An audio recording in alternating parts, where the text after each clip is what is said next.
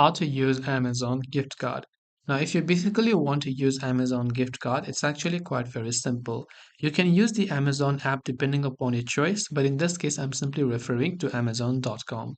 Once you're here, you want to make sure that you log into your Amazon account and then hover your mouse over the account and list option that you can see from the top right hand side, or you can also see your name.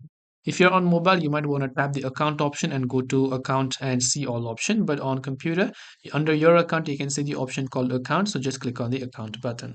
When you're on the Your Account tab, over here you'll find many options. Out of those, one of which will also be a gift card. So just click on the gift cards option that you can see here.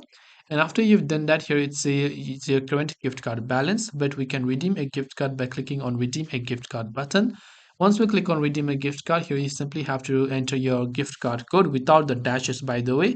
So you can simply go ahead and enter them, your gift card code, and click on apply to your balance. Depending upon the value of your gift card, the balance will be successfully added to your gift card balance and can be used for shopping on Amazon later on when you go during the checkout process.